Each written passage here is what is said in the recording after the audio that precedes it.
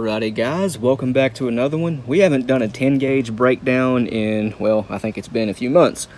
So I wanted to rectify that, and we're doing a breakdown on Remington Premier Magnum copper plated buffered shells, 10 gauge turkey loads.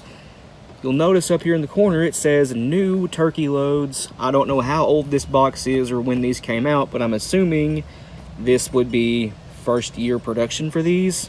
I believe they're from the 90s, maybe the late 80s. As you can see, the box is fairly old. Now, it does look pretty cool. We do have some camo on it. OD green, brown, black, white. Kind of a bland looking box, but at the same time, it does look alright. So, the side of the box just has some warnings on it. DuPont, I believe these are from the 80s. If any of you watching know when these came out, let me know. I'd be very interested in knowing that. But some safety rules on the back of it. Basically just more warnings. Who wants to read that? And warnings in a different language. So the back of the box is our interesting stuff. If you want to read anything, just pause it. But going off what we have here, this is buffered shot. A Remington SP10 wad. We'll see. We done know that what's advertised on the box is often not what's on the shell, but we can see buffer, low visibility Magnum hull. You guys will see that in just a minute. Power piston one piece wad. Yeah. So basically this is a nitro turkey, but in 10 gauge. So our specs: 10 gauge, 3.5 inch. Max dram equivalent, 2 1/4 ounces of number 4 shot. They do still make these. The stock keeping unit was Premier 10H Mag 4. Okay, so Premier Magnum 10H Mag 4, whatever that means. I don't know what the H is, but obviously Mag 4 means Magnum 4 shot. So the box does not list the velocity, but again, they do still make these, and it is advertised at being 1210 FPS. So 2 1/4 ounces of 4 shot at 1210 FPS certainly makes for a really good turkey load if these pattern well. I know the sticker here says 1096, but I did not give that for these. I actually gave $5 for these at a store local. It was Steve's Guns in Ashland, Kentucky, my favorite gun shop. Snooze and drink combo of the day is Granite Original, and this is a bit odd. And yeah, we have a washer and dryer and freezer out here. We're replacing everything in our house, essentially. Everything broke at once, but Coke Zero Oreo flavor, which is pretty good.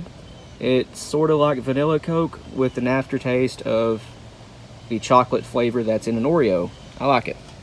But yeah, basically, this is hard to believe, I know, but our freezer stopped working 1 day after our washer and dryer stopped working. That's insane. Anyway, here's what the shell looks like. OD green. It is a, what do they call it on here? A low visibility hull. So OD green and a black base on it. It's blued steel. Remington primer. This looks identical to the 4x6 duplex shells I did recently in 12 gauge, 3-inch 12 gauge, except for this is a 10 gauge, 3.5 inch, not 3-inch 12 gauge. But everything looks the same on the outside as those, so that tells me these probably came out in the late 80s. So yeah, the hull looks pretty cool. Looks very similar to Winchester's military grade double-aught buck. The head stamp on it, if you guys can make that out, it's kind of hard to see on my phone screen, but it says Remington 10 gauge Peters, and the blue does look pretty cool, bluing with the OD green. Looks nice. The hull says Premier 3.5 inch H Magnum.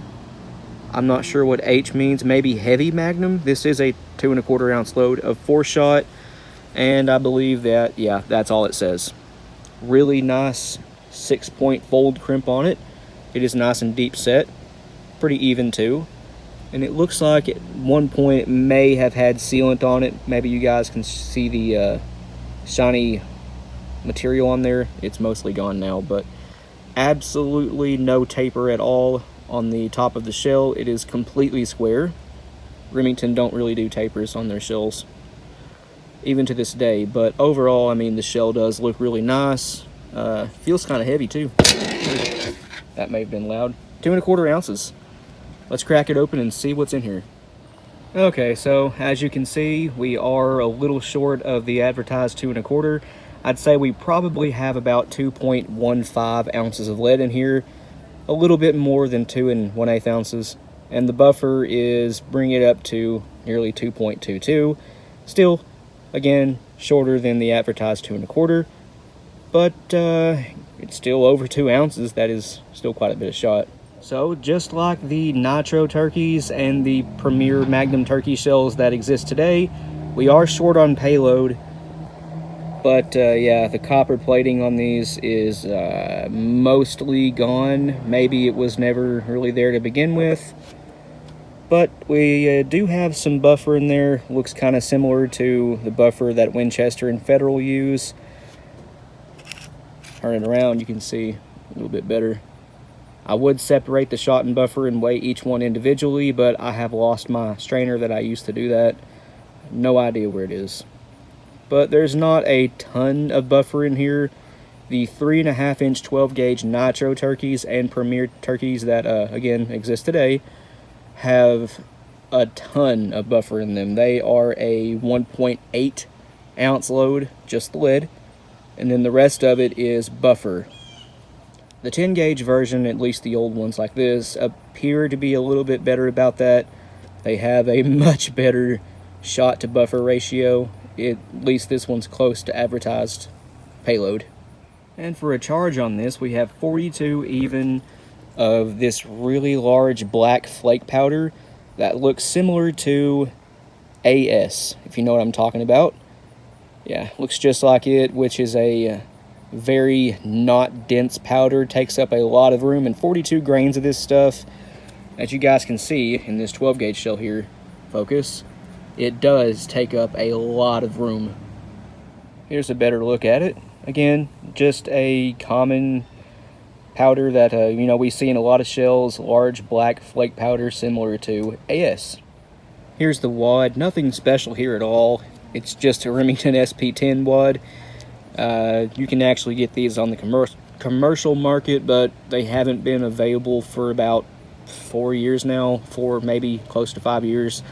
Remington has said numerous times, even to me when I asked them, that the SP10s will be back on the market soon, and it's so far not happened. I've asked once a year for the last 3 years.